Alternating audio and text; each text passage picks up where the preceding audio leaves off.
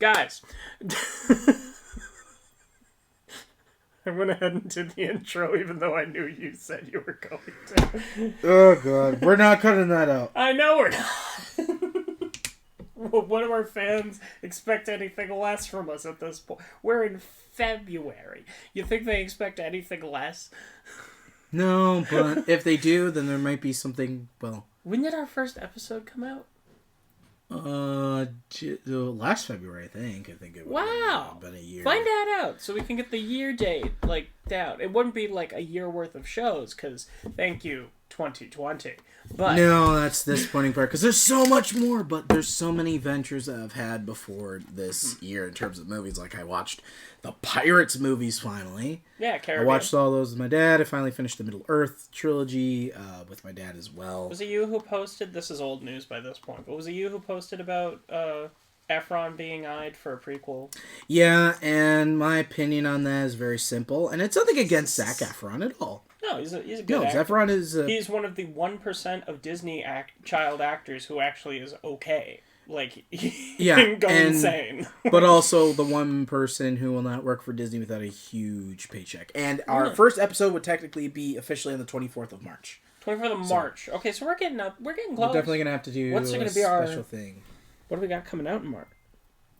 It will be very special already. Because I think my birthday month is in there too. Oh, yes. So that will be fun. Plus, we get a birthday special in there, too, because my birthday is on the 11th. Oh, we're doing a birthday special? Where you just pick your own movie? Yeah. Because you're a self-centered prick? No, I'm kidding. We're doing one of my favorite ones, though. You're not telling me or the audience yet, are you? No, but you should know it, because I've already said it once. Should be on there. On the schedule that we're looking at, yeah. You guys can for March? We can. Yeah. Or maybe it isn't. Is it this one in April? No. It's in the quotations there. Oh, right, you did say that that's going to be... Wait, next month is my birthday. Do I get to pick something? Yeah. And you said you were still thinking on that. Oh, that's right. Well, because I was going to pick... This is the most vague, boring crap ever. I was going to pick... Well, it'll be out by now, because we're recording it next week in our time. So we can say it. Oh, that's true. Because you guys know by now we had a special guest on, Braden Ranke, one of my close friends. We recorded Scott Pilgrim versus the World with him. So now we gotta do another one. Yeah, because that was 100% going to be my pick. Because it's one of my, if not my favorite movie. Snowpiercer. Snowpiercer could be good. I like Snowpiercer. That was a great movie. We won't say because we don't want to give any... No, we don't want to give away the golden goose. It's gotta be golden goose. I'm such a pretentious bastard. Okay. And this episode, fair warning. Yeah. You ever seen Game of Thrones? Yeah. You ever seen? Let's be more specific. You ever seen season 8 of Game of Thrones? Which I haven't seen yet, so don't spoil anything. I'm just saying. You ever seen nudity coupled with poor writing in a fantasy world? Yeah. So imagine season 8 or 7 and parts of 6 and 5. That's what we're warning. Now, imagine this. I want you to imagine being in the 80s and writing a movie. Oh, God. But failing because the studio would go with something like Jaws the Revenge because at least it seems better. And that studio kicking you down to the independent people, which there's nothing wrong with independent films. I'm a strong believer, I was going to say, that's literally way. Your wheelhouse. That is literally how I'm paving my path. Check out Hell in a Box on YouTube. If you have not. We will link it down in the description of this video as well. Yeah. And hopefully by now we should have a short that's special coming out, but I'm not going to say anything just on the off chance. Yes. You should you should edit in very poorly, if it has come out, you should edit in over you saying, if I'm not going to spoil, you should edit in just poorly dubbed you saying the title of the thing. Like it's clearly recorded. That would be fun, and I could do it. I have a fishing pole. Oh, yeah. Yeah, imagine that. You wrote a film, got kicked down from the industry, which might be a blessing in disguise. Sometimes it is. Sometimes it honestly is. Yeah. There are a lot of indie films I love way more than... Kick-Ass was independently financed. And that movie's great. And then it got Hollywood money for Kick-Ass 2. And yeah, we saw that. Then imagine them telling you it's not quite good enough, and, you know, we love it, but it is fantasy, so we want to add a lot of boobs. Sure. We want to see a lot of boobies. A lot of area. Kind of like Emilia Clarke in Game of Thrones, where it's like, that's great, but we don't need to see your boobs like every single episode. Let's quick go over. Let's make the list, shall we, of movies we've done to this point. With the amount of boobs that are in it? Well, because, correct me if I'm wrong, have we done a movie that has a normal-looking pair of boobs? Because I swear to Christ we haven't. No, Class of Nukem High, she had the weird saucers. Yeah, it's not a body shame thing. It's as much as it's just like there's something about 80s. Yeah. It's like they don't try. They didn't take care of themselves as much. And it's the same with the guys too. Some of them are just. We see a lot of guy butt in this. Long shots of guy butt. Hairy guy butt. So the one that I saw didn't seem that hairy. I shouldn't say how closely I was looking. I just remember that, you know, Vlad the Impaler. We did see the top of his where they didn't shave him. Yeah, which was another thing too. I was just kind of like, some of these. It's an interesting touch. Some of these people, like, you know, some of the guys have weird nipples and stuff too. They have like odd shaped bodies. Like they were trying to be an Arnold Schwarzenegger for 80s movies, but they just couldn't cut it. You know? No pun intended. Yeah, they just weren't built to be that buff, or it's like they were on steroids. Yeah, there are just some guys in Hollywood too. Like their body just looks so unnatural. Like they're muscular, but they're not supposed to be that muscular. If that makes sense. Exactly. So, like, you know. That being said, we are, of course, talking about... We haven't even said the title of the movie. Sorceress. Yeah. But... Is it Sorceresses? I don't know. I think it's up for interpretation. It's about two Sorceress, characters. I think, is still two S's either way. I thought... Because it has two S's at the end, so is it... Because... I thought Sorceress was with one S, and then Sorceresses is two. Because they wouldn't put another ES. It really should give a... give a good review of this movie if what we're arguing about is the grammar and spelling. To a female sorcerer or a witch. So, it is just singular. So, are they talking about the mom then? Because she was one. Yes. They're talking about a character who was in there for literally 2 seconds. Yeah, and I'm not insulting the director, but, you know, kind of this movie, I think, I may be insulting the marketing team. But, I will give them credit. They had two actual twins, like real-life twins. They didn't just, like, cut with the same person. Yeah, which was that would have been more work. And Leah Harris. But I was going to say, imagine, really, though, that they turn this movie into a porno and then swap back to a normal script. It really was a porno. Because there's, like... But no sex. No. Well, there's simulated sex that we hear, and we see movements. Yeah. But one scene. Really, there's well, yeah, but there's less sex than Game of Thrones had in their first 2 episodes, honestly. Well, no, 3 scenes, actually. Because there's the brothel, there's the kingdom, but then remember around the beginning when the village gets attacked and the girl's getting raped? That wasn't fun to watch. No, and there's not a need for it. No, like, I get it. You're supposed to be like, oh, they're destroying. Something tells me, okay, and don't get me wrong on this, but one of the things that really does bother me about film, especially like I Spit on Your Grave, is you don't need to prolong a rape scene to give the character feels. If anything, we're humans. We understand it's bad. We don't want to see it all. And you know, it's not about a peeking behind the curtain type thing. It is that you just don't need to do it. No. You could imply a strong message by showing something without showing it. That is how it's been for years. Yeah. You know what you do? You set up, like, it's about to happen, like, a second before, and then you move the camera. Or cut to a different shot. You've seen things... And then you see the aftermath. Yeah, like, you've seen plenty of people have gotten tortured in unimaginable ways. Like, we know what happens to Theon in Game of Thrones. But we never see the other stuff that happens to I him. mean, there is one rape. I think there's more than one, but there's one rape scene that comes to mind in Game of Thrones, and it's in the first episode. Yeah, but it's never prolonged. I mean, I don't think it was really prolonged. it was long enough. Like, she's crying, and he's just, like, still going, and it's like, oh, I don't need to see this. Like, I think at that all. I think there's, like, there wasn't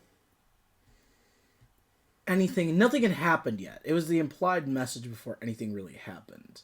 No, And then I they cut remember. away. Yeah. He was thrusting, and there was, like, clapping sounds. Oh, I know what scene you're referring to. What were you thinking? Second one with Drago. No, yeah, it's when Dragon it's eggs. it's their wedding night is what I'm talking about. You talking about the beach? Yeah. There wasn't any in that. Mm-hmm. Pretty sure. They cut away from that, but they did do it with the Dragon Egg one for sure. I swear to God, they show. Either way, though, it's kind of like it doesn't need. We don't. to be. Yeah, regardless. You can imply stuff, but you don't have to do it. Implying and showing is very different. Like, yeah, because with it, and I'd argue implying is worse than actually showing in an extent. It is our because imagination is way more things to the imagination that don't need to be there, but at the same time, that gives the character depth because you can only imagine what they went through, and it makes their journey that much more. Exactly, like. Last House on the Left, both the remake and the original, have, like, brutal rape scenes. Like, yeah, which I've heard of, never seen any versions, but... Ugh. It really does bother me, though, because one of the people at IPR that I worked on, one of my instructors, I think had to do a scene, something like that, and it made them uncomfortable. Mm-hmm. So... And, I understand that, but at the same time, it really does make me question when a director makes those shots and they have to sit on it. It makes me feel uncomfortable because there shouldn't be... It makes me feel like they're enjoying just seeing an actor or the talent naked. You know what I mean? Yeah, it's very distasteful. And there's a lot of distasteful scenes of those on the internet and whatnot. Of just the scenes cut from movies, and I never understand them. The internet's always been horrifying. Yeah. But I mean, with this movie, I'm glad it was only the one scene, but it was a bit too prolonged. But on a happier subject, too, I mean, they got the message across when we literally saw a woman just get an arrow to the back. Yeah. We see a lot of people just get arrowed.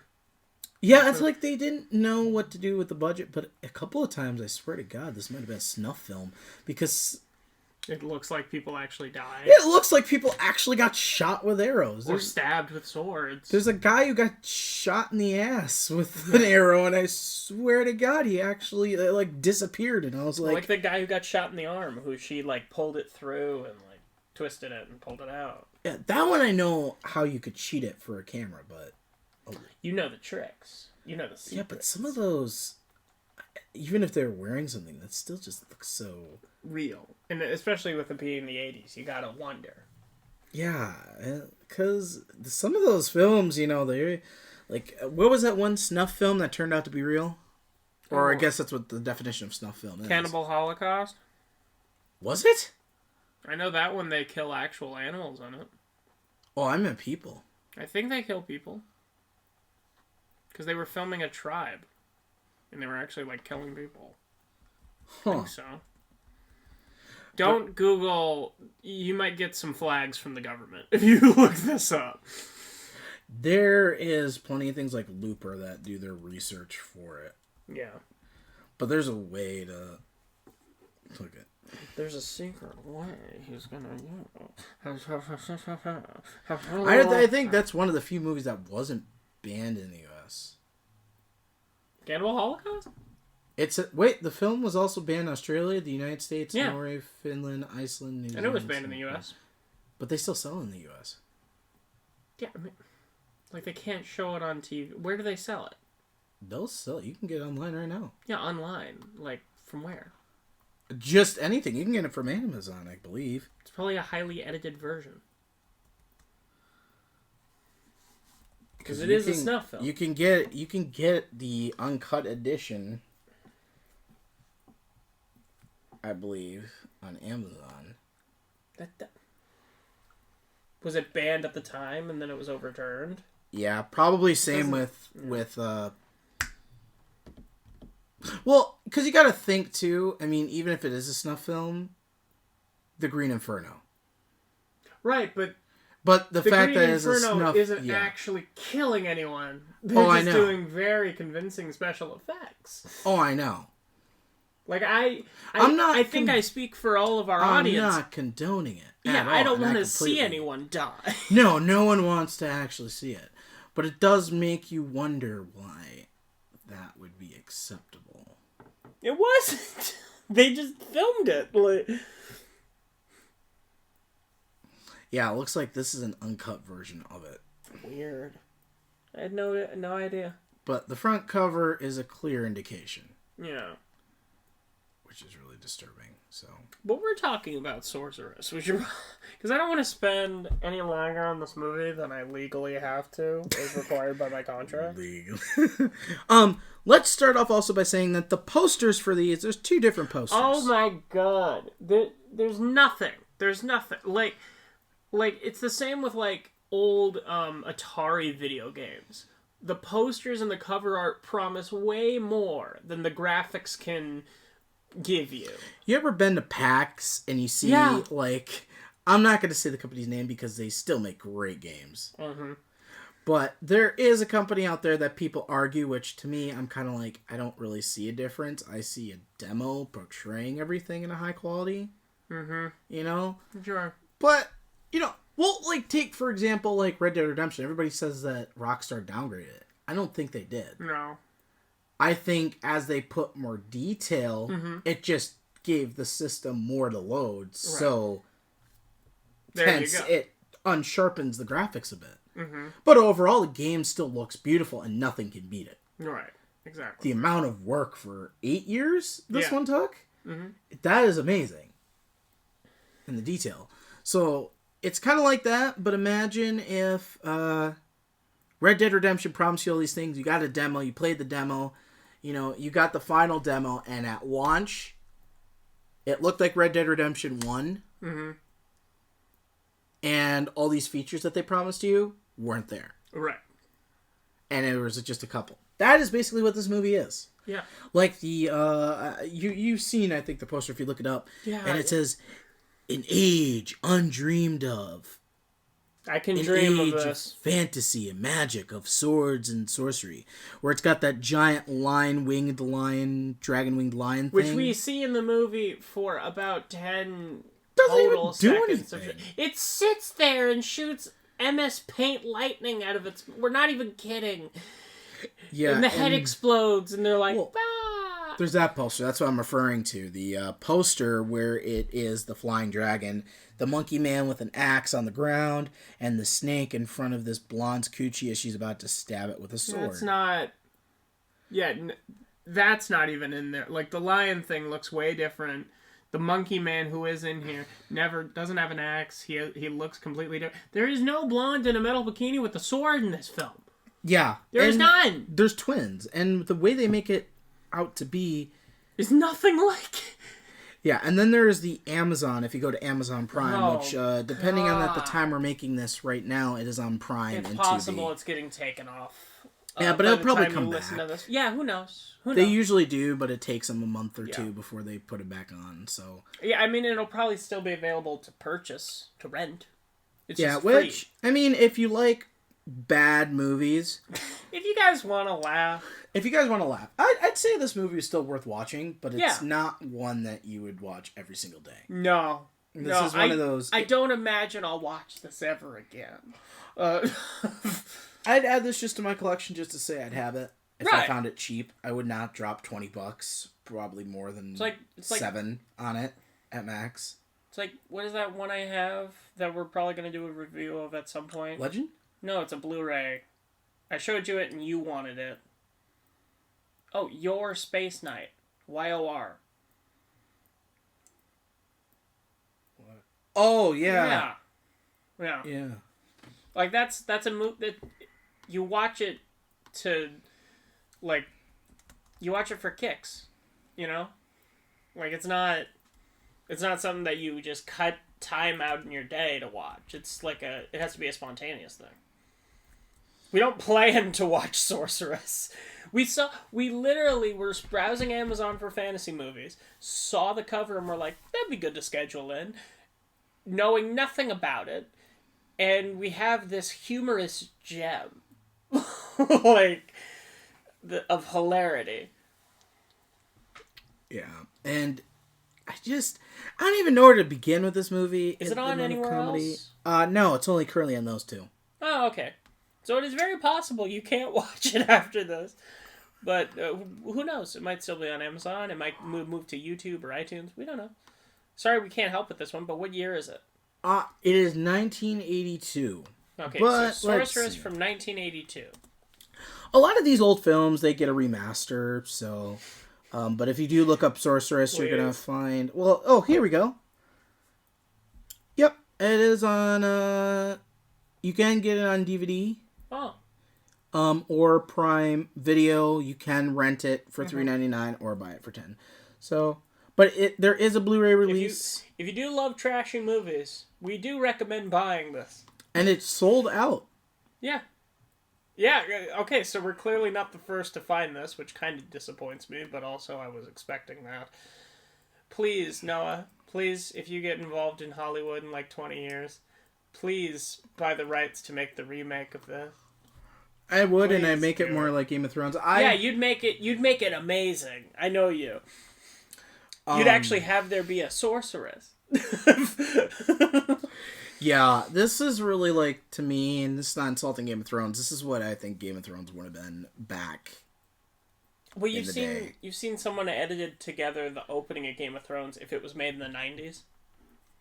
I haven't seen that. I'll text it to you after the show. It's so worth it. But I've seen a lot of like the Avengers and whatnot. Yeah, it's by those same people. But do we start off saying what's happening? Yeah, I mean it's a hard movie to follow, but yeah, I don't feel like for this one we'll mention any actors or anything. We'll just say the characters. But I will give you guys just one quick one-off reference, so that way you know who did what. If you want to look, you can look at Jack Hill's profile. Just look up Jack Hill. You can see some of the other works he's done. He hasn't really done a lot since this film. This was like his last film. And then he did a couple of... Way to go out with a whimper, Jack. Kind of like Lorraine Gary with Jaws of Revenge, sadly. Oh my god. You know, that was her last film, right? Yeah, you mentioned it in what we were listening to before. But yeah, Jack Hill, yeah, I think he's only done a Grindhouse. He worked with some Grindhouse films, American Grindhouse or something like that. This will amuse you. The budget on this... This will abuse me? No, this will amuse you. I swear you said this will abuse you. I'm like, please don't point at me when you say it. No, this will amuse you. The budget was $500,000. No. For this. You shitting me? In 1982? That's like $3 million. Yeah. I thought you said this was independent. What are you talking about right now? This is independent, and I believe it was... that's more money than I think. Look up Sean. What? It's definitely more money than Kevin Smith used to make Clerks. Well, who? Sean. I'm trying to think. He played James Bond, Indiana Jones' dad. Connery. Sean Connery. Yeah. It's more than what? I think that's more than he made as James Bond. More than he was asking for. Because they let him go over the fact that he wanted $1 million. Jeez. In the 80s? Or the 60s or 70s? Yeah, Jesus. And that had been unheard of, and that's why they ditched him. Yeah, that's fair.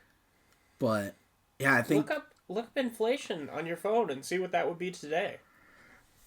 That probably... $500,000? That would be like $3 million, I think. Yeah. There's no excuse for this movie, then. It looks so... It looks way bad. It looks really bad. The only props I'm giving it is the gorilla character, who, by the way, can't remember his name. He has, like, an animatronic face, which it looks fine. Like, it looks okay. It is looks the pretty good. Equivalent of $1,349,160 $1.62 in 2020. This looks like it has the budget of... I was gonna say 10 million. Honestly, I thought this was a 10 million, maybe pressing it at 30. It looks like it has the budget visually to me of like $500. Like, it looks very bad. Now, I want to know how many of these girls went to. Ooh. Oh no! What did you find? You know something. One other movie Lynette Harris was in. I, the Jury. What? Leah Harris has only been in Sorceress. So one of the sisters? Yeah. Yikes. They were nothing. Well, They're Jesus. Way to be brutal. They were nothing. Like, what the hell? No, I said they were in nothing. Oh, I swear it sounded like you just said they were nothing. I was like, Jesus Christ. No, they were in nothing. They're both 66, obviously. They're born in Milwaukee, Wisconsin, though. Oh. Anna DiSolo, who played Delisa, who is basically Jasmine with her tiger. Yeah. It's a spotted leopard. Like, it's not even a tiger. Which she was in Triumphs of a Man Called Horse, Sorceress, The Return of a Man Called Horse, what the hell Bordello. Are you having a stroke? What are you saying? The Holy Mountain, The Triumphs of a Man Called Horse? Yeah, that's the name of the movie. What kind of German expressionism bullshit is that? Oh, but that's a sequel to the 1976 movie, The Return of a Man Called Horse. Wait. So Triumphs of a Man Called Horse comes in 1983. Is there something before The Return of a Man Called Horse? How the hell did we get here? And it's a Western, apparently. And it's got 60% on Rotten Tomatoes. There's a film series. God. Let's see. A Man Called Horse 1. Oh, God. 1970. Is it literally called A Man Called Horse 1 with the number 1 in it? Oh, no. That's just what I looked up. Hysterical. A Man Called Horse with Richard Harris. Fuck off. This is a Western drama. Yeah, keep reading it. 14 counts. Get my shoes for, on. for critics. And it gave it 86%. And 60% in audience scores. I don't know what the hell this poster is supposed to be. It says, let me see. A man called Horse becomes an Indian warrior in the most electrifying ritual ever. Oh. Okay. No. So we got A Man Called Horse, No. The Return of a Man Called Horse, and Triumphs of a Man Called Horse. No, I'm sorry. I'm cutting you off. We're talking about Sorceress. I won't stand for any more of this. I will not put our fans through you reading the summaries of movies called A Man Called Horse, which clearly has a white man playing a Native American. Yeah. And then that was Anna Disse. That is what she did after this movie. Then there is Roberto Belsterios. Is he the Sorceress? Trigon. Dude? Yeah. Not, who's the other Trigon? I know another Trigon from, like... I'll get to there. Marvel Comics? DC Comics? No, that would be DC, and that was Raven's dad. Oh, that's right. Thank you. Yeah. I knew it was a demon. He was in a lot of international movies, so a lot of the Spanish culture. Okay. That explains it then. Do you think he couldn't speak English? Because his character is horribly dubbed over with lines and dialogue.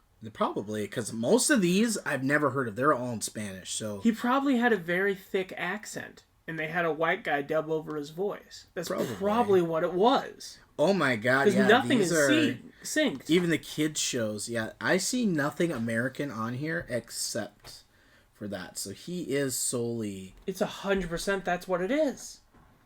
Yeah, the only things that he's really worked on, he's been assistant camera. So he's done work. He's first assistant camera in Embedded and some other stuff. So yeah, I mean that's cool. He's done. I think the only other American one was The Beach Bum. He was first assistant camera, so that was pretty cool. Oh, I love The Beach Bum. Yeah. So he's done other stuff just behind the scenes, not acting. Yeah. So the Sorceress, how does it kick off? We're in a forest. We are in a forest, and we have a whole bunch of men chasing with bird mask helmet things. Did we ever get an explanation? Why the heck are they wearing bird mask helmets? No, we really don't ever. Yeah. It's just kind of like one of those things. It's just a design choice. Because who's the other guy? Who's the general guy who doesn't have to wear a bird mask? It's like Krakagon or something like it. Krona? No. I swear. No, the general dude who gets his arm cut off in hilarious fashion. Balder? No. He probably isn't even in the first credits. I swear it's Krakagon or... Yeah, it's like Krakagon or something like that. But I can't find anybody. Literally, here's the layout of the cast on Google. Okay, well... Of the characters. We'd have to go probably Mara, Mira, Delisa, Trigon, Pando, Chrono... Pando!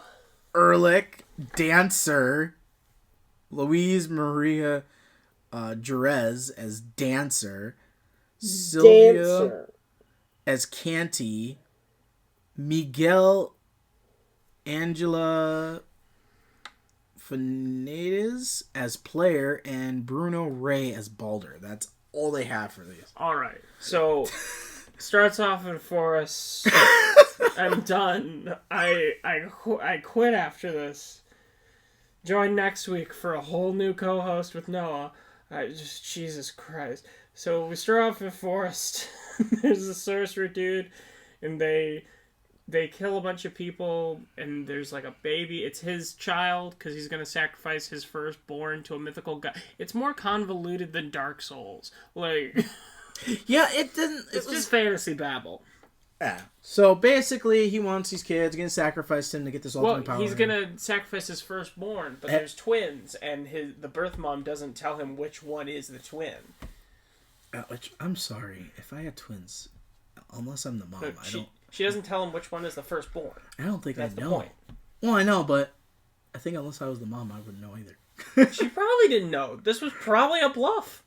Like, which is brilliant on her, but not so brilliant when he's like, get the claw, and which is literally this giant freaking bird claw. Yeah, and they like pull open her dress, and you see her underwear, and he's like, tell which one, or you will never bear another. And I'm like, what are you gonna do? Yeah. Like, I was like, Noah, what are you making me watch here? Like, this is insanity. It's like, imagine Freddy Krueger's hand, but with 3 talons. Yeah, it's like talons. It looks like just a bird's claw made of metal. Skyrim. Skyrim, the key. Oh yeah, I was gonna say, to me it looks like a gardening hoe, to like till up the dirt so you can plant flowers. But in this case, he's uprooting someone's flower. That was a horrible thank you. This is my retirement from comedy. Thank you. Yeah. So anyway, they use the claw, and like they use it off screen on her, which I'm glad, because I could have done with the off screen honor of a scene later in this movie. If we can't handle seeing rape, how do you think we could handle seeing someone's snatch shredded? Probably shouldn't say snatch. What's a good term? Cooch. Lady bit? Uterus. Cooch and lady. We're single. Well, at the time of this recording, you are not. I will say that. That gives so much confidence. Yeah. At the time of this recording, he's currently not. It ain't single. February yet. Who knows?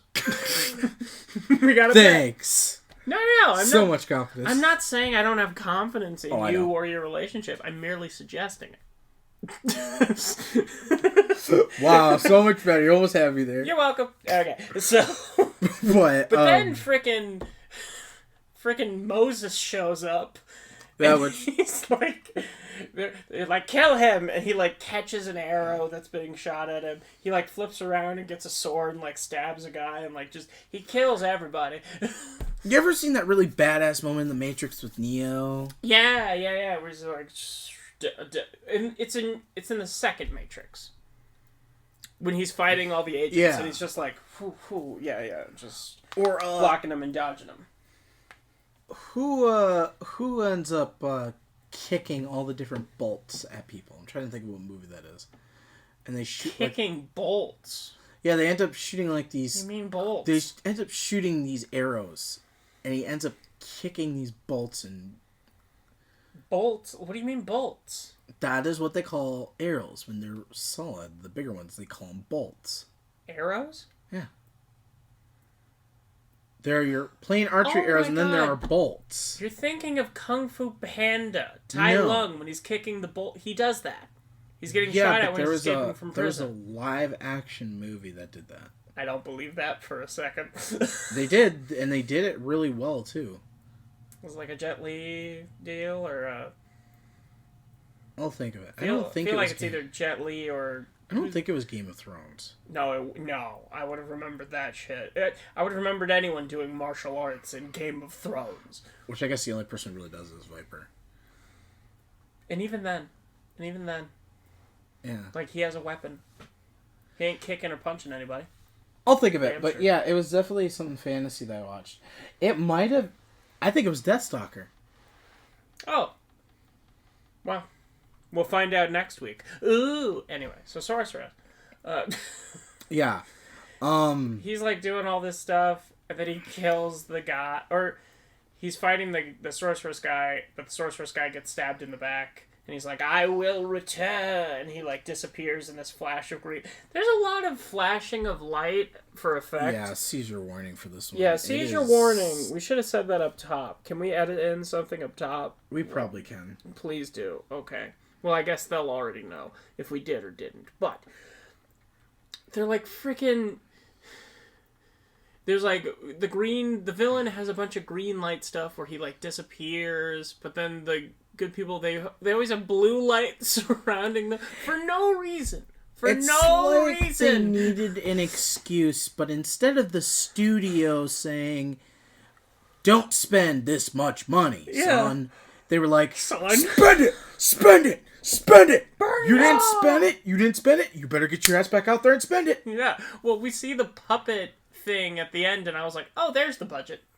Oh, there it is. I found it. Yeah. I found it, guys. And that's what we thought. And then we look at it. $500,000. That's what you spent. They could have done better. What was the budget for Jaws the Revenge, too? What if this was just a Ponzi scheme? What if it was a scam? Like, the person in charge of budget only said that they had 10% of the budget, and they used it to, like, pay off their house? It would make a lot of sense, because... Okay, alright. No, Jaws the Revenge did have more of a budget. I find that hard to believe as well, but then again, it's a Jaws movie, so... Would you believe that Peter Benchley had a, place in the screenplay writing? No. Okay. So that's for our next episode. Oh, get ready, guys.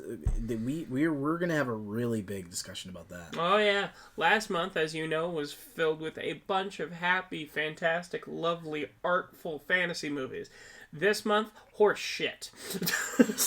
Well, we're gonna do that, and then you're finally gonna get to see us stand off against each other in a game of Jaws. We need to have a third person who's impartial. This is why when we had a co-host way back in the aughts, Jesus, I'm old. It would have been perfect because said co-host had never seen either of the Jaws, and we were like, this is fantastic. We'll get to watch 3 and 4 with a person who's never seen any of them and see if they can vote who they're going to vote for and who's correct. But that didn't happen. So maybe, I don't know. I got another person who hasn't seen them. Fantastic. We could probably get fantastic. They do like Sharknado, though, and I know that you're going to be biased. You have a ringer that you're bringing on, is what it is. No, I just know that they like some of the Sharknado movies. It's like in the movie. They like the later ones. They like the first 2. It's like in that movie Benchwarmers, where they fake a birth certificate for the Little League team for a guy who's clearly 40, and he's like, I am 12. And that's what you're doing. You're bringing in a ringer. And if it's any consolation, they only like the first 2. Of Jaws? No, of... Sharknado. Of Sharknado. The first one is brilliant. Past that... Second one was okay. I like the second one a lot more. The issue with the second one is they're trying to be stupid. The first one was they were trying to be serious. Well, they knew. No, they weren't. They weren't. They knew it was going to be a pile of crap, but they just wanted to salvage what they could to make it. Yeah. And they knew that it's probably not going to be popular. But the second one, they were intentionally trying. The second one they were trying, but it was like it was fun in New York City though. The graphics were updated, and that was the thing. That's why I liked the crappy graphics and the crappy script. Gave me more. So and it was. I still think Sharknado's better than Sorceress. I'll give you that. I will give you that. I watch Sharknado once a year, so I will give you. And it's not for the. I watch it so for the next 364 days, every other movie looks better. Fans. And then there's just me over here looking at my Sharknado Funko Pop and my 6 Sharknado movies in Lava Lantula 2. Stop saying. You keep plugging your merch, I swear. We're going to have someone who's going to triangulate and find us on Google Maps and then just steal all your shit. Oof, well, I better put some booby traps down here. Thanks, Kevin from Home Alone. Oh, I've seen what happens when you actually do those traps. Yeah! It's a movie called The Visit. Or, I mean, not The Visit, sorry. Better Watch Out. Yeah. But it has the 2 kids from The Visit. Anyway, back on the Sorceress. Yeah, Jesus. Wow. Here's where that went. Nowhere. Anyways, the Sorceress. Thank you. I don't really know what to say about this movie, because it is very chaotic. It's Well, because Karate Man gives... And we're not... We'll get to that line later. But he gives them the power of their dead mother, who was a sorceress. So they have, like, combined. He's like, you two shall be the two. You are the two that are one. And it's like, all right. And they get raised by, like, a farming family. He's like, you must raise them as boys. But I feel like he meant to say, tell everyone they're boys. And don't let anyone know that they're not boys. Because we find out he told them that they were boys. And as a result, they don't know what girls and boys the difference is. Yeah, which wasn't necessary. No, it led to a very unnecessary double breast shot, to which I was like, why? Like, they really just wanted the director... I'm sorry, I think Jack was just a perv. Seriously. I think he was just a pervert, because there are so many... And I think this is a very... I know that's not, but for some people it might make them really uncomfortable that the first shot that we get of Mara and Mira is they're naked. Years later. Together in a lake. They're adults now. Let's be clear. Because when we first meet them, they're babies. But now they're adults and they're skinny dipping. And these are actual twins in real life. Yeah, real life twins. No, I don't take it out on them because they're just... No, I'm not. Fulfilling their contract. I know they're not doing anything, but, like, you know, it may make people uncomfortable, but it's the amount of nudity that was explicitly put into this movie that kind of killed it for me. If twins skinny dipping makes you uncomfortable, this is not the film for you. We're gonna be, you know, with what time we have left, we are gonna say if you were twins, yeah. Call us. No, I'm kidding.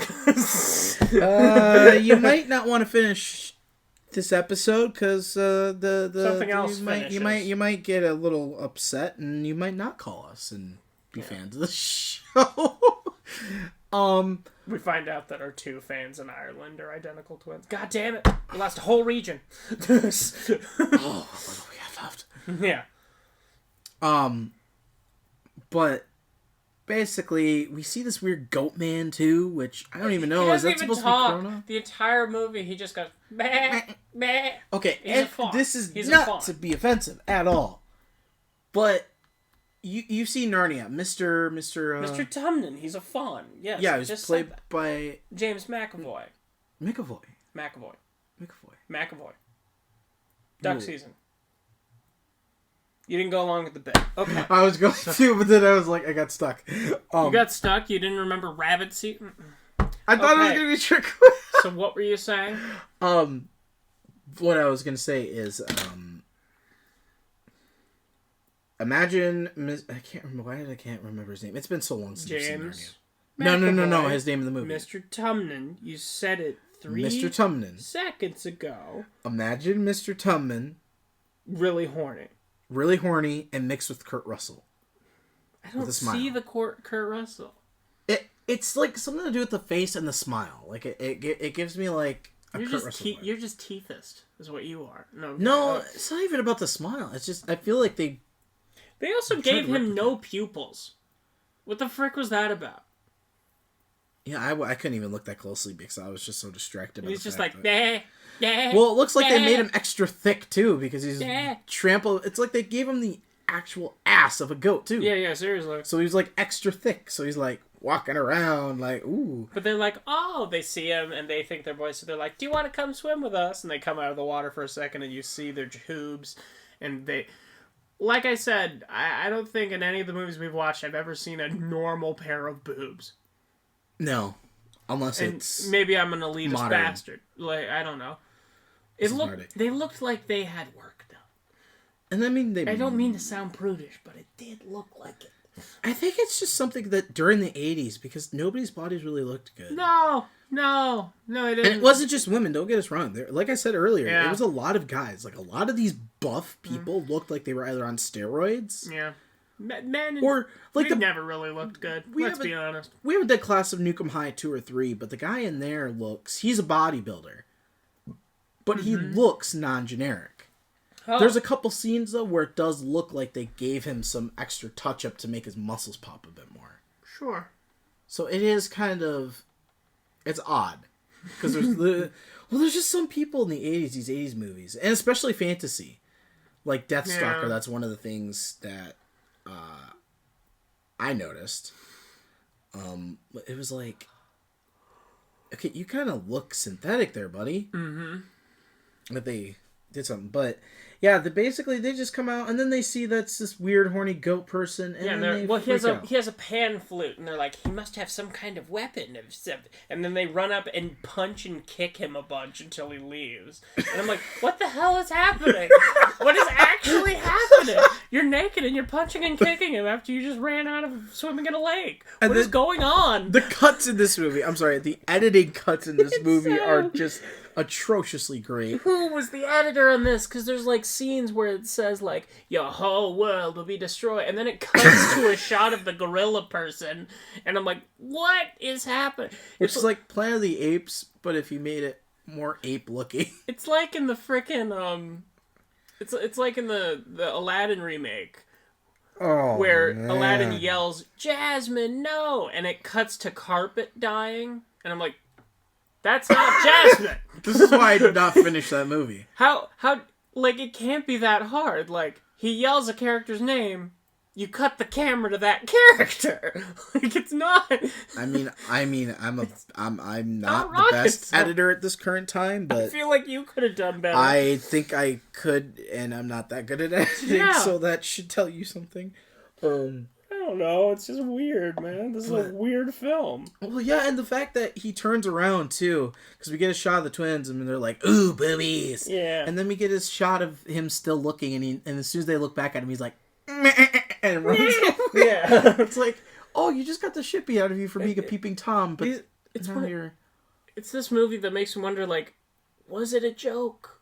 Like, did they make it as a joke? But really, 500 million. I don't think any other movie. 500,000 or 500,000. If it was 500 million, it would look amazing. In the 80s, that would be more than $1 billion. They would have been able to hire an actual scriptwriter. They would have gotten Spielberg on this bitch. Well, I think there's a reason it was an indie film to begin with. Okay, so Galaxy of Terror had a budget of 1.8 million. Fuck off. And that was better. Yeah. And that was interesting. That was not the best movie, but it was Roger Corman. And it's known because we love Roger Corman. He's a great dude. Now, Piranha came out in 1978. Mm-hmm. There's a lot of these movies that really rip off. And was this by New Horizon? I don't think so. I don't remember seeing a logo before it started. It just cut to the Sorceress. I did, but I don't know if it was New Horizon. But they use a lot of the Piranha soundtrack in here from the original 1978. They use lightsaber sound effects. You can't tell me they didn't. No, they use lightsaber effects and they use the sound. Mm-hmm. And they straight up did the Psycho theme for a second. Yeah, they ripped a lot of elements, which is weird. I think the biggest thing that got to me was that it's the soundtrack, though, because I was like, why are you using the soundtrack? That's not weird. yours. But then they were like, we gotta go to the village, and the village is getting attacked. The village is modest. There's 5 huts. That's like, oh, we're gonna perform this big raid. It's like a spoiler for Game of Thrones in a way. If you've gotten to the point with the wildlings, in that big season 4 moment episode, now imagine having that, but smaller, with 5 huts and maybe 10 people. Yeah. That is what this onslaught was like. Yeah, they stood no chance. And they rape this girl, which again they show way too much of, which too much is 1 second of, we already got it when you were carrying her away. Yeah, we get what's gonna happen. And he says, your men are already having the disgusting way with my daughter. We didn't need to cut to it to prove. We believe you.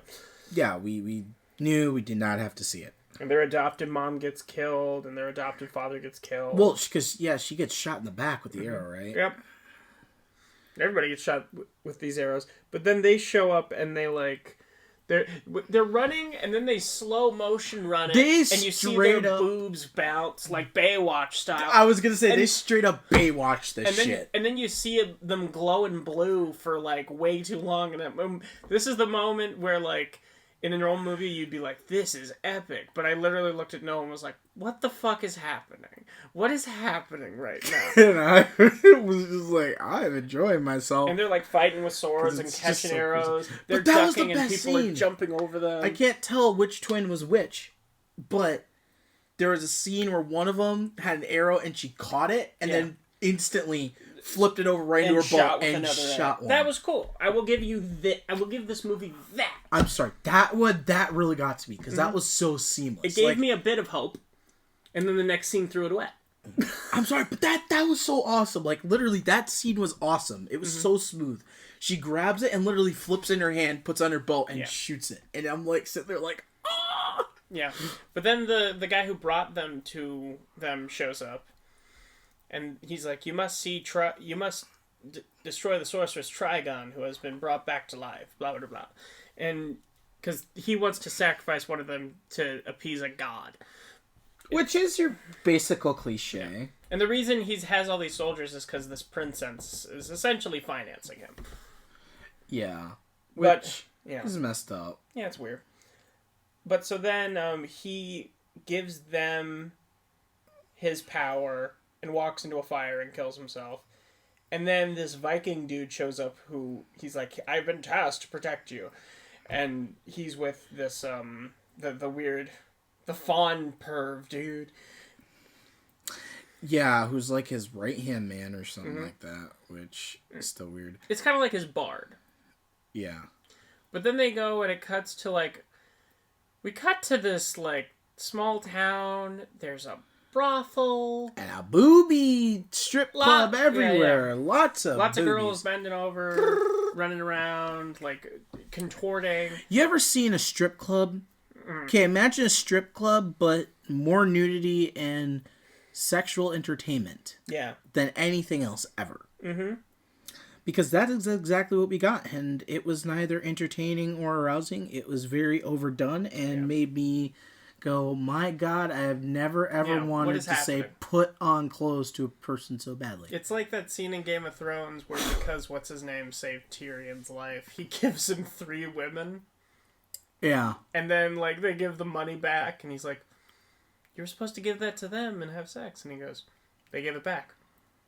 Did you not have sex? I did. Get the wine. We're going to need details. That was my favorite part because I was like, was he silent and he's just that good that they gave him the money back? Well, and he's silent the whole time and he seems so modest and he's never done it before. But apparently he's amazing. And you haven't finished the show yet. That is a theme throughout this whole show. I hope so, because that scene was do tell. Continue. How are you, a young, unexperienced dude, getting with 3. He is a very loyal individual. Yeah. So that was cool. What's that other line that Tyrion has with him that always gets me? It's like, he's like, I don't pay you enough. You don't pay me at all. I don't. He's like, oh, right. That's something like that. Because he's a squire, so he doesn't make any money. But he does do it well, and he should get paid. Yeah, he does. He should. But, basically, we get some of these weird shots and belly button kisses, and then we get Pando, played by David Milburn. Literally, this guy in a toga walks up to this girl who's just dancing around, picks and her up, nums her butt. and then just, no. He's the dude who kisses the belly button, and then just walks away with her, and then, like, stands there in, like, a line walking in place. And I'm like, what is happening right now? There are so many times in this movie where I ask, what the hell is happening? What's actually going on? Can anyone rationally tell me? What is happening? Did they just get all these extras, tell them to go to a Goodwill and find clothes that would match the period, quote unquote, and just be like, improv and action? But Elric, who's like a barbarian dude, he's throwing dice, and he's like, I'll be on Snake, and he rolls it, and he's getting money, and these people start questioning him and all this stuff. And then the girl, we cut to the Viking looking dude and them like all coming into town, and we see a guy get his hands cut off. Yeah, which is a little fucked up. Yeah, well, he stole. You missed the num part.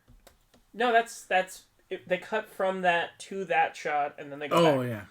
He keeps rolling, and then this woman, prostitute, I would assume, which is where we meet Pando. Yeah, sits on his lap, and he's, like, getting all the money. And then she stand up, and listen, I could understand, like, when a girl, like, leaves to walk away, because I've been in this situation before, I could understand, like, a little pat on the butt. I, as a man... That's reasonable. That's a relationship thing. It goes both ways. That happens. You know, your significant other's leaving, you just... There it is. You just slap. It's a cute little, hey, I love you. Yeah. Be back. So her bare cheek is out, and he nums it. Yeah, he nibbles it. And I'm like, no, you don't know where that's been. Like, or considering the fact that you're in a quote brothel, what's going on behind those curtains? Anything. I mean, if you've seen Game of Thrones, you know that little napkin shot with Peter where he takes a little wipey napkin and then says, all right, so-and-so will entertain you to this guy who wanted a refund, and then she kisses him right on the lips, and you're like, nope. This is why you don't kiss. But yeah, that was a very interesting scene to see him literally num a booty. It's kind of stuck with me. It's kind of like that Nick Cage scene in, what is it? Face Off, when he goes and he grabs that girl's butt and goes hallelujah. Yeah, and he finishes. I swear to God, he finishes. That face, that transition cut is so quick. You're like, no. So then he like switches dice back, and the person's like, "You cheated," and the like a fight ensues, and then the girls and the dwarf.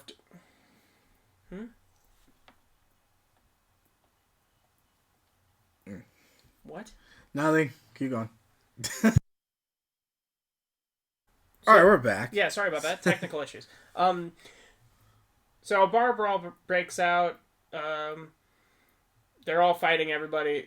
When they fight, they like somehow stumble upon people having sex. Because these are very open rooms. And it's like, But the thing is, and it's like, why? They're not hidden behind rooms. It's a curtain. Not even. And the curtain is open. Strip clubs, at least they have, like, some bar doors you can get behind. Yeah, this one, you just see the legs hanging out as they're going at it. And there's people. And then there's, like, this one scene where this dude is like, oh! Yeah, you literally, oh! And I'm like, what the hell? Like, were you doing something on the set? Yeah. Oh, yeah, when they get in the fight, there's the woman on the balcony, and they knock the banister down, and they just, all 3 people on the balcony fall. And me and Noah are losing our crap, not paying attention, missing dialogue, because it's the funniest shit we've ever seen in her goddamn lives. They just roll like it grabs you. barrels. They really do. Holy shit. But then they recruit him and they leave, and some soldiers come and they're like, "Who was here? What happened?" And they're like, "Barbarians and two fighting as one." And it's like, oh my god. And isn't that the scene? Is that before or after that scene that we get the booby girl that they stand up during sex and the guy's just like and tries to move her and then throws her into a wall? Yeah. He's like, "No, get out of the way, get out of the way." Screw it. That's during that fight scene, I think. Which is the only normal boobies 80 person I've ever seen. Mm-hmm. Sincerely. But then, then they hide out from the guards, and the girls take off their shirts, and they're like, "Do you not know you're women?" They're like, "We are? How can you be sure?" And it's like, frickin', can you just get to the realization and put your clothes back on? Yeah, it's like a big sex ed. Like, they're like, well, and they're like, "Didn't your father tell you where you came from?" And they're like, "Yes, we were brought to him by so-and-so, the master of martial arts." And I'm like, oh my god. I'm 100% when my kids ask where the babies come from, I'm going to say, "You were brought to me by," and make up a name, "the master of martial arts." Benjamin, the master of martial arts. No, there has to be a last name. It has to be magical. Benjamin Schmeitz. Yeah, the master of martial arts. You were brought to me by Nicolas Cage, the master of martial arts. No, but then, they have their shirts out for way too long, then they put them back up. The guys are just staring oh. And it's like, guys, right here. Babies. Yeah. But then they go... I swear... The goat guy's horny again. See, and I swear that drives me nuts because it's like you could feel the frickin' sexual tension coming off the screen. You could eat it with a fork, not even cut it with a knife. Yeah, it didn't even seem like it was simulated. It was like, oh my god. Yeah. It's like, when are they gonna fuck? No. Right after the movies. Yeah, seriously. Right after that cut. No, but yeah, this is definitely a sleazy movie someone would take someone to on a date just so they can sit in the back of the theater. Yeah. And put a jacket over their lap or whatever. Yeah, doing a Taxi Driver, basically. So then they go and they get their weapons sharpened or whatever. The barbarian dude picks up their weapons, and then they start running from the guys again after a fight happens. Or no, the girls get kidnapped, that's right. Yeah, by Trigon. No, not Trigon. The princess and her moon. Because they're gonna test. They're gonna burn and test and see who's the firstborn. Does it reveal? Do we even know? They say that is it Mira or Moira? I don't remember because one of the twins is revealed to be the firstborn. Okay, and I don't think they even truly knew either, but. It's confusing. They looked the same, and they gave them the same wardrobe and everything, and it wasn't like they gave them any defining differences. You know how you have, some twins, Sweet Life of Zack and Cody, they at least give them different accents, and you could actually tell that the Sprouse brothers are different. There are some identical twins. You can straight up tell. But, this, it was they gave them everything, down to the last detail, bracelets, everything, and it was Same costuming, and it's like, why? But... Are you expecting me to follow, or... But so then they run away into the forbidden forest because they're like, "No, it'll follow us in there," and it's like, why are you going in there? It's the forbidden fucking forest. But they go. I'm sorry for my language. I'm just baffled by this film. They go in there, and they're talking by a fire. I can't even remember what because it's the most meaningless dialogue ever. But the gorilla dude, the princess promised him if you can bring me them, if you can bring me the firstborn, I will promise the other one to you to do with what you wish. And it's like, great, bestiality, yeah. No, No. Don't do that. If you do, have shame. Exactly. Have much shame, and even There's after no question. you've not had shame, have some more. Thank you, sir, I'll have another. So then they're there, and they get, fruits. I feel like I'm missing a line that's hilarious, but I always am with this movie. I'm gonna be honest. I hardly remember any of the dialogue. I just remember the scene, what I've seen. Yeah. The dialogue is so unmemorable in this movie. But they're throwing they get fruit thrown at them, and then they start dying laughing. And me and Noah were also subsequently dying laughing. Because they got high from the fumes, like, the exploding fruits. And it's like, oh my god. And they're all pulling out swords trying to fight off these gorilla things. And they're all like, ha, ha, ha. Yeah, and then one of the twins gets picked up and dragged off screen. And still laughing. And then Pando gets humped by one of the monkey men on his arm. And then the barbarian dude, Eric, whatever, frickin'. Yeah, shoots him in the ass. Well, he gets taken too. Well, yeah, but he shoots one of them in the butt first, and that's the part that looks real, because I was like, did it actually go into his actual buttocks? Yeah, I can see why you would think that. But so then, they get taken to the castle, and Trigon's there, and he reveals to one of the daughters that he's her father. So she stops with her whole murdering vendetta and tries to bond with him, and then they're going to kill the barbarian dude because he stole a bunch of money through gambling, and they proved it with the dice, via impalement. And I'm just gonna walk over there, and you can walk everyone through the scene. Okay. Go ahead. All right. Scene in the film. Go ahead. So, neither of what I was going to say before my name is going to work out very well, so we're just going to say Noah's going to tell you a story. Yeah. Tell the story. So, we get Trigon, right? And he's like, oh yeah, death by impalement. Okay. So then we get Pando, right? And you think, okay, he's going to be thrown on a spike. It's going to go through his chest like a chest burster. Oh god, okay, this is going to be painful. Why wouldn't you think that? No, it turns out we want to pull a Vlad the Impaler. So, we have Pando stripping down naked, and we see him get to his underwear, and I'm like, okay. It's a little bit weird for impalement, but maybe it's just a shame thing. Now, then we see Pando butt-ass naked. And it's like, the only, muscular thing on him is his ass. Very muscly ass. And don't judge me for that. You know, before you say, oh no, why are we looking at his ass? Well, the reason I was looking at his ass is because it was a full front and center on my TV. Yeah. Where else do you look? And it was practically gleaming in the sun, so maybe that dude has to shave his ass. I don't know. Don't forget that they oiled down the pole he was on. Oh yeah, and they decided that they're going to oil down the pole. And you might be thinking, like what I was thinking. Well, no, why would they oil down a pole that they're going to impale him on? Why are you Mickey? Good question. Also good question. They oiled down the pole because once Pando was butt naked, they had him stick his one leg around the pole. So not only is his junk being pressed against a wooden stake, but they've also tied his hands there and expect him to slide down so the pole goes up his ass and out his mouth to be impaled. So, I mean, if you're into that sort of thing, I still wouldn't recommend it. It's very dangerous, and you probably shouldn't do that, and you should probably go find a different hobby, like listening to our podcast more often. Oh my so. god, stop plugging our show. No, but, no, this scene is very interesting, very prolonged. We get a lot of shots of Pando sliding down the pole. Coming back, because you're almost done. At one part, as they're talking about, as Trigon and Delisi are talking about how they should keep him alive because his medallion proves he's of royal blood, so he could be valuable. So he can mate. He can mate with the sacrifice, and therefore she can be more potent in the sacrifice. And during that, we get this amazing shot of Barbarian Pando. Pando slipping down with his ass barely above this stake, and then it cuts away.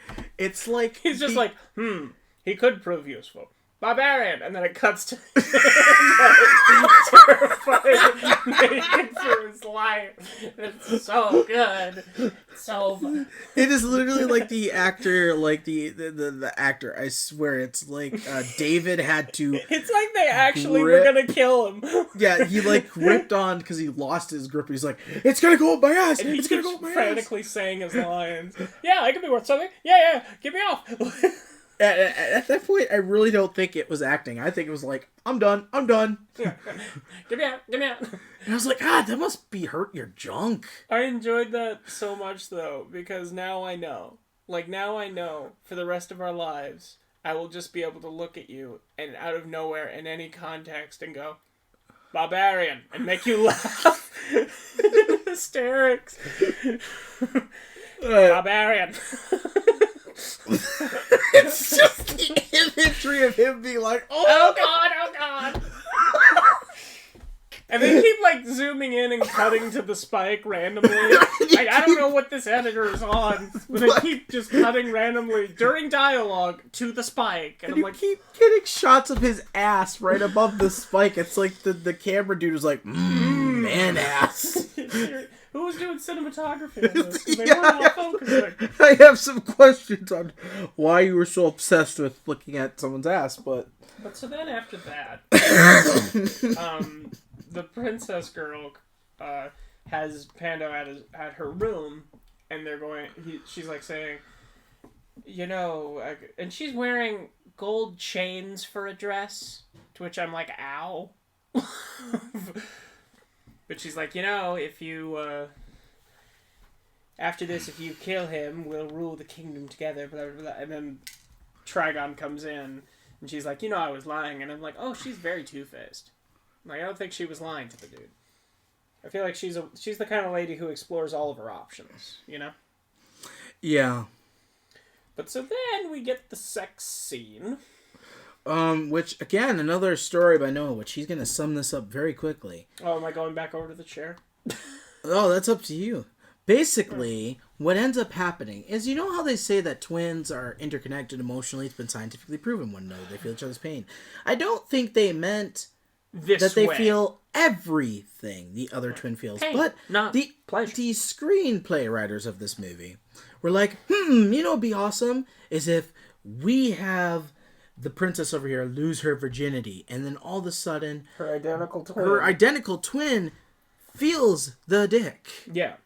Happening at the same time. So, not only, if you weren't already uncomfortable enough with the naked dude and his ass humping the girl and simulating sex, and her going like, yeah. Or him falling on a lubed up pole. Yeah, exactly. If you weren't already uncomfortable with that, you sure as crap are gonna believe you're gonna be uncomfortable when her twin sister is in the forest and she starts moaning and rubbing herself all over.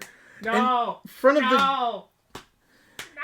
And their protector, I can't remember what the his Viking name was. dude. I'm calling him Viking dude. He's like, is she being tortured? She's not being tortured. And it's like, there are no time to make jokes. I'm sure she doesn't want you to watch this. And literally, this dude, literally, I swear to God, looks like Gimli. Mm-hmm. Or Gimli from Lord of the Rings. Straight up. It straight up looks like John Rhys Davies' Gimli. Mm-hmm. Just taller. Yeah, exactly. But so after that awful scene, which was way too long, they're like, all right, we're gonna go and we're gonna help her and rescue them. So they're about to get, the girl's about to get sacrificed. And then they storm the castle or whatever and start fighting the soldiers. Yeah, and it's a fun battle. Yeah, it's fun. Again, I don't think they did any fight choreography. No, I don't. I think they really just kind of went at it and were trying to do whatever it is that they could to make it seem like they knew what they were doing when really they didn't not whatsoever. But they fall through the hole. And, because Trigon, makes them fall through into, this tomb. And the monkey gets pissed because he's like, the other one was promised to me. And then he gets slapped. So then he goes and finds the fawn dude who is dancing with, women in dresses. And it's never explained or brought up again. And I'm just like, what the hell is actually happening? Yeah, they really tend to forget about how this plot goes on and who's in it. Reason. And, who does it. So So he's going to get him and all of his friends to help. And then they start fighting zombies in the catacombs. And as the other twin's about to get sacrificed, they remember the word that the sorcerer, the master of martial arts, told them to say. And they say it, and not only do the zombies freeze, but then we get a chimera with bat wings in the sky. And that's when I'm like, oh, there's the budget. There it is. Because it looks pretty good for the time of 1982. It looks great. And it looks like... it looks like that porno dude from, like, the 80s, honestly, with the big muscly arms. Why would you say that to me? Why? Thank you for that. You destroyed the one saving grace of this movie. Anyway. It does! The muscly arms are out of this world. Does. So is he, because he's in space. So he literally just sits there and kind of makes a face. Like, he doesn't do much. And there was a point where me and Noah both yelled, like, do something! It was, people are dying! It was like watching Luke Skywalker in The Last Jedi if he didn't project himself across the galaxy. But then the girl gets off the altar and the Trigon guy grabs the princess and he's like, I'll give you a princess, and kills her. And then we get this weird head. Weird. I think it's the princess, but she's got like a scarred face and she's like, ah! And then she opens her mouth and light comes out and it makes a lightsaber sound, and I'm like, what the hell is happening? What is even happening anymore? Did they give up? Did they take acid? What's going on? Where they were like, we can't afford the riders anywhere. Let my 10-year-old daughter finish the third act. And pretty much. Oh my god. And it was funny because... like, her head is, like, killing people and shooting lasers, and it keeps cutting back to the Chimera, and we're even yelling louder, do something! It's literally like, okay, if you've seen Stan Baratheon's daughter, who looks like a freaking lizard, it's like that. I love that character. Imagine that Guardians of the Galaxy scene. You know that scene where Starla goes, that's my freaking father! Yeah. Imagine Ego's face from The Living Planet from Space View and him with just scales. Going, oh! Just like that. That's what this head reminded me of, and I'm just like, I'm waiting for her to make some sort of gargling noise. But then the lion thing finally looks at her and, like, shoots MS Paint green lightning, and she's like, wah! And explodes. She has the funniest... I'm like, what the hell is going on anymore? This is madness. This is like a play as written by James Joyce. This is just insanity. Like, I don't know what's... This looks like a Conan O'Brien sketch. Like, I don't even know what's going on. You know, it's really like the movie Hamilton if it had been a fantasy movie, and instead of being good, it was the exact opposite. Yeah. This is the play Hamilton. Instead of being about Alexander Hamilton, it was about fantasy. Instead of having music, it had horrible dialogue. And instead of being incredible, it was horrible. This movie? Yeah. There was no singing. But it did have soundtrack, right? Soundtrack is a very liberal term. Or score. Yeah. That's like saying my life has a score when I'm walking down the street and I hear a street musician. Like, I wouldn't say my life has a score. Wait, my god. Is that not the perfect analogy for this? This movie that melted my brain? This is... we haven't even gotten to the last line yet. Yeah, so after... After they save the day, Trigon's dead, because they kill him, everything's fine. Chimera disappears. Thanks a lot for your one bolt of lightning. Appreciate it. After turning into a blinding light. Yeah. Blue. But then, Panda, right? That's his name? Panda or whatever. Barbarian dude. Pandos. I'm calling him Barbarian dude. I don't care anymore. He walks out of the temple with both girls on each arm. And the Viking dude goes, isn't one enough for you, boy? And he goes, these two are one. And then they all start laughing. And then credits roll. And I'm like, are you kidding me? Ending with a threesome joke. This is how it ends? With a threesome joke involving identical birth twins? Are you shitting me? I think it's a little incestuous. A little? We've already established each one feels what the other feels. And he's got both arms around them, implying that he's definitely going to fuck both of them. At least these two are one. At least we know when one's cheating. Like, who the heck wrote this? I feel like it actually was written by a porn writer. It probably was, I said. But they had to explain to him, hey, listen, instead of having a moment where you cut to sex, you won't. Yeah. Well, that's what I think. I think it was like my dad wrote a porno if it was a screenplay. We love that fantasy. podcast, by the way. Please support them. They're fantastic. Yeah, no, and they're we're not paying bad us. mouthing it. It's literally like my Season dad 6 wrote a should be porno. out by the time this comes out. I'm definitely going to be listening to that. Oh, yes, but... Oh, God. Oh. So that's the Sorceress. Yeah, and it was so painfully bad. It It was a train good. wreck. Like, If you really want a good laugh and you love fantasy and you really want to have something that's like Spaceballs Yeah, and Game of Thrones mixed together in the 80s, the only reason Mystery Science Theater has not covered this movie is because of all the boobs. That is the only reason. That is the only reason. You cannot convince me otherwise. I think The opposed from wigs that, don't even line up. Like, the beard wig and the head wigs are different colors. And I'm like, it's not that hard. this gives me hope as a filmmaker, aspiring filmmaker, because of the fact that I have some... Because you can do better than this? Yeah, and I've seen some pretty bad indie films where it's like, oh, no, why did you do that? Not You that. know? Yeah. So, Yeah. That's Sorceress. Alright, we're back. but yeah. Yeah. That That's single-handedly... Sorceress. Yeah, this was a absolutely amazing film. And so yeah, Sorceress is a... it really is just one big Spaceball parody movie, in my opinion. Watch it if you want to laugh. That's all we got to say about this. But that's Sorceress from 1982. Closing thoughts about it. I know you thought it was maybe worse than Society. Bleh. Bleh. It's my closing thought. Bleh. I feel bad for you guys because you did not get to see Nathaniel's actual reactions, which made this money. Can't wait till we get face cam. Be some so much more hilarious than it already was. So yeah.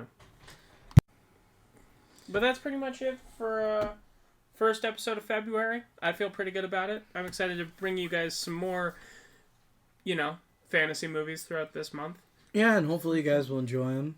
Yeah. Definitely, they're worth taking a look. If they weren't worth taking a look or they were just too stupid, trust me, we wouldn't put it on here because I can think of 5 off the top of my head right now that will never be done in the history. I can think of 10. And they're worse than Attack of the Killer Tomatoes. Somehow. And Attack of the Killer Tomatoes was meant to be bad. Yeah. So. But, yeah. Thank you for listening. If you have stuck it out through this end, we really do appreciate it. Yeah, go check out our Instagram. Check us out on Spotify if you are not listening, or Anchor, or YouTube, and possibly other platforms by now. Yeah. We're recording these ahead, so we don't know. Definitely go check out the YouTube channel. Check out our Facebook group. Yeah, just Nerds Hour, I think it's called. Yeah. Mm-hmm. And then if you haven't been, go over and listen to the Nerds Hour podcast. And the difference between those is is the fact that what we basically do is we do a bit of everything. So we do books, games, comic lore, all that other stuff. Yeah, so we'll bring, on the channel.